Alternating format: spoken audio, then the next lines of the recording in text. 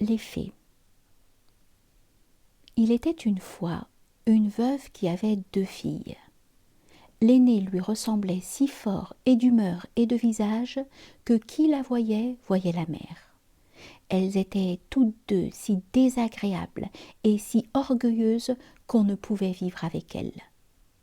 La cadette, qui était le vrai portrait de son père pour la douceur et pour l'honnêteté, était avec cela une des plus belles filles qu'on eût su voir. Comme on aime naturellement son semblable, cette mère était folle de sa fille aînée et, en même temps, avait une aversion effroyable pour la cadette. Elle la faisait manger à la cuisine et travailler sans cesse.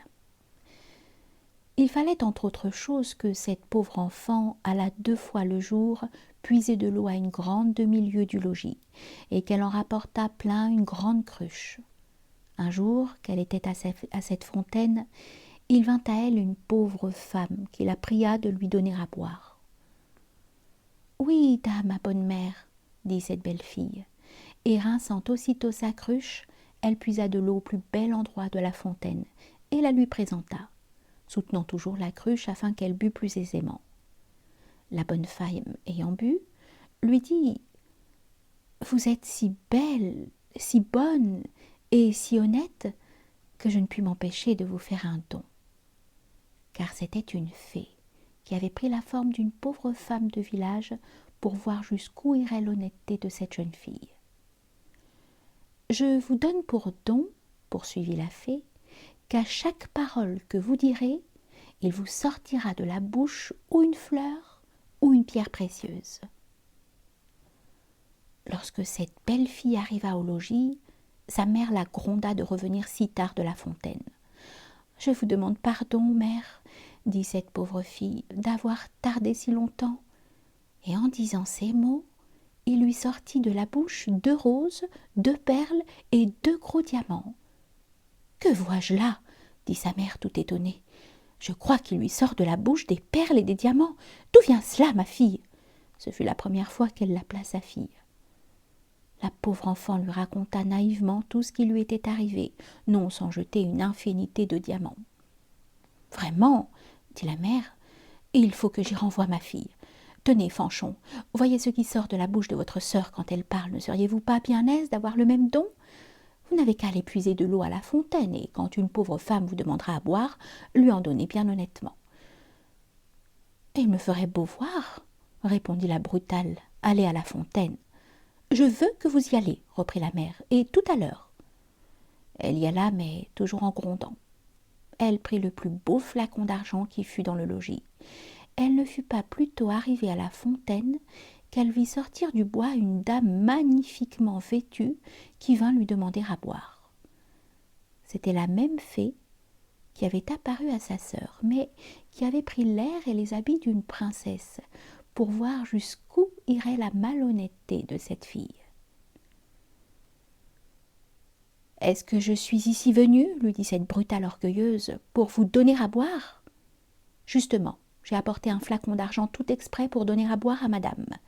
J'en suis d'avis, buvez à même si vous voulez. »« Vous n'êtes guère honnête, reprit la fée, sans se mettre en colère. Eh bien, puisque vous êtes si peu obligeante, je vous donne pour don qu'à chaque parole que vous direz, il vous sortira de la bouche ou un serpent ou un crapaud. »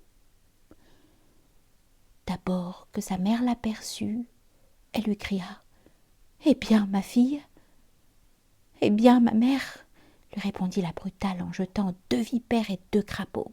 « Au ciel !» s'écria la mère. « Que vois-je là ? C'est sa sœur qui est en cause.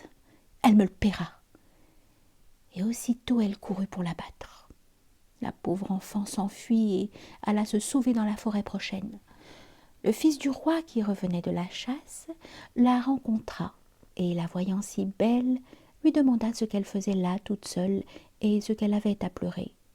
« Hélas, monsieur, c'est ma mère qui m'a chassée du logis. » Le fils du roi, qui vit sortir de sa bouche 5 ou 6 perles et autant de diamants, la pria de lui dire d'où cela lui venait. Elle lui conta toute son aventure. Le fils du roi en devint amoureux, et considérant qu'un tel don valait mieux que tout ce qu'on pouvait donner en mariage à un autre, l'emmena au palais du roi son père, où il l'épousa. Pour sa sœur, elle se fit tant haïr que sa propre mère la chassa de chez elle.